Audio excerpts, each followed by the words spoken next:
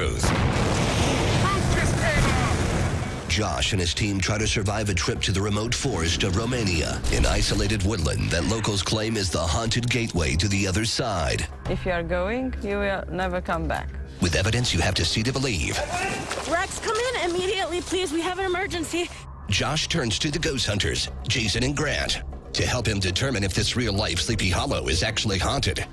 It's some crazy stuff. Next, Team Truth jumps continents and journeys to the faraway jungles of southern Mexico, where locals are experiencing an outbreak of horrific attacks they claim is the work of a demonic forest gnome. Does Josh unearth the identity of this feared phenomenon in the Yucatan? Whoa! Move! Back!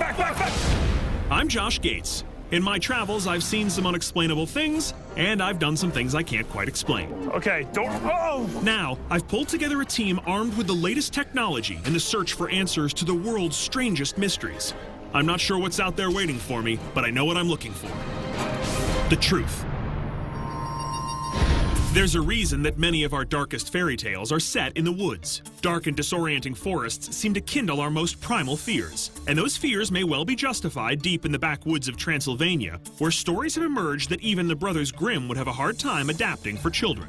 Recently, a group of Romanian villagers reported a new batch of strange disturbances in a notorious mountain forest overlooking their town. Locals claim bright beams of white light tower skyward from the uninhabited woods at night. Two local search teams that traveled into the forest returned spooked when ghost-like human figures appeared in their digital photos of the area, even though they saw nothing with the naked eye. Now, locals are convinced that the Hoia Baciu forest is haunted and won't travel to it. Locals are calling it the most haunted spot in Europe, so we searched flights at orbits.com to find out for ourselves. With over 45 reported ghost sightings in the last 16 months, we were hoping for a happily ever after ending to this journey into the woods. We flew 6,000 miles from Los Angeles to Cluj, Romania. With exactly 0 words in my Romanian vocabulary, I guessed my way through a Russian website to rent an SUV so we could hit the ground running in the former Soviet Empire. Oh, you have got to be kidding me. Like, where do you even find this? Awesome. They couldn't even clean it? Oh, good, it comes with firewood. We're gonna need that tonight.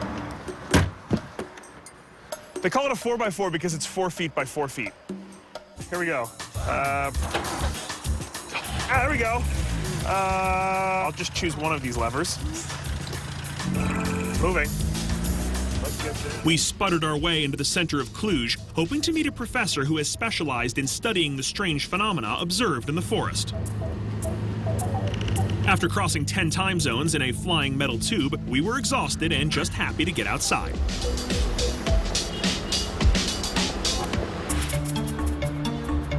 Though he's a ringer for Gene Shalit, Professor Adrian Petrut is actually Romania's leading expert on the Hoia Baciu forest and has seen both bright lights and amazingly lifelike human apparitions there on 9 different trips in the last 3 years. He told me that most of these occurrences were concentrated around an unexplainably perfectly circular clearing in the woods, a natural vegetative dead zone where nothing grows. What brought people to investigate in this forest? There were a lot of very interesting photographs. The first sighting in the area was flying disc observed by Emil Bania in 1968. This, sir, appears to be the top hat from Monopoly.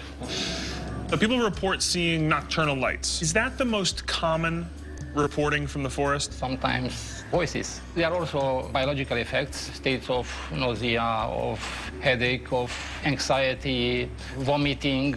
That sounds like my prom night. Since he could only give me a general idea of the circle's location on a rudimentary map, he referred me to a small village outside of town bordering the southwest edge of the forest. The residents there had been seeing strange lights with increasing frequency over the last few weeks.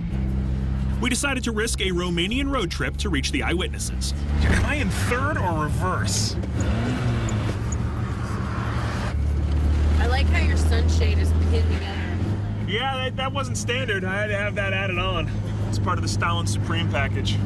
I went all out on this baby.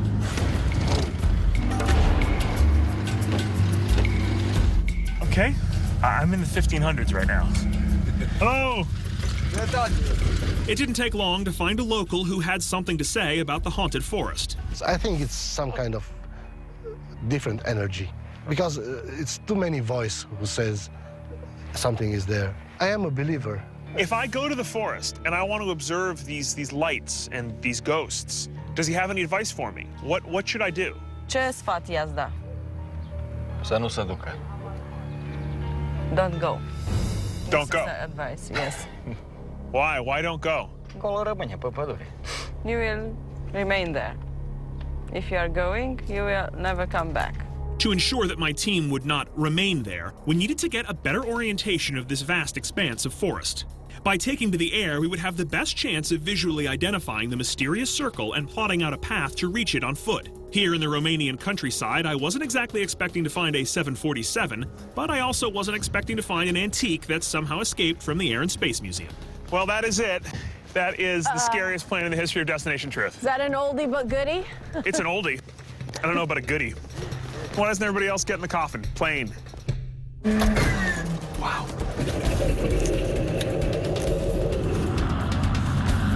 If we could locate the circular clearing from the air, I would mark it on my GPS and once back on the ground, make our way there to continue our investigation. That is, if we could make it back to the ground in one piece.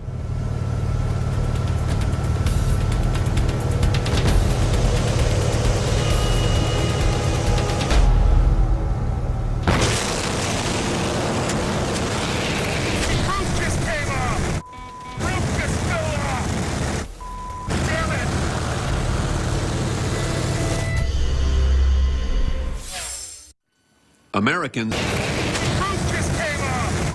Roof just fell off!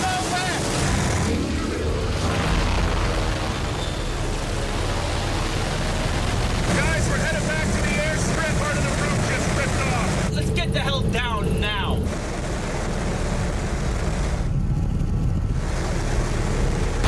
Hang on to something, okay? Hang on! my We're gonna put it down!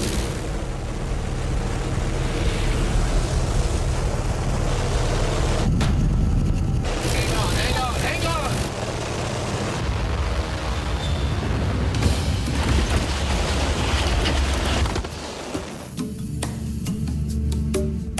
It's a convertible now. Oh my God! Thank you. That was so insane. We totally lost the roof of the plane.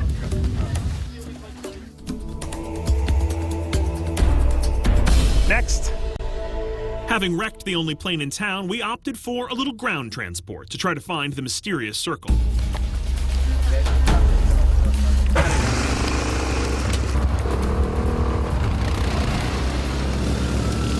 We would follow the map Professor Petrut had shown me and navigate towards the area of his sightings before it got dark.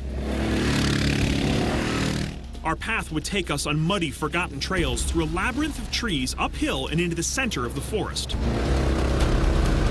The further we got from civilization and the later in the afternoon it got, the woods became increasingly confusing to navigate, and I started to see how people could get disoriented here.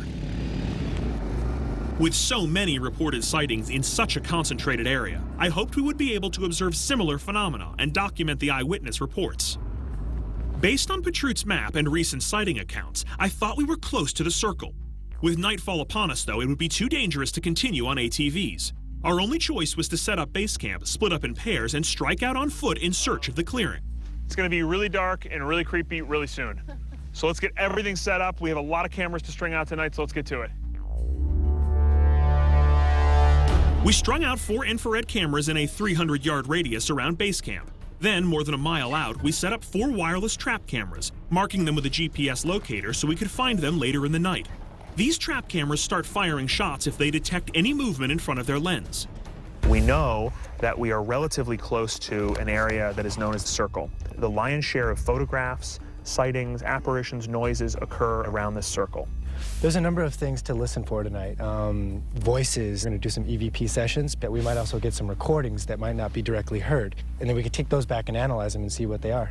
We're also kind of human barometers tonight because people say that this forest has very strange effects on human physiology. So kind of keep in tune with how your body's feeling tonight. If you start feeling sick, let somebody know. Let's just get to it. Our first order of business was to find the circle, so we split up. Jael and Gabe set off to the north, while Rex and Evan and I set off to the south. I'm actually kind of anxious about tonight. You know, I'm excited. It's like there's just no shortage of people saying scary stuff happens here. People saying don't go, or I wouldn't go there. Hold on. What the is that?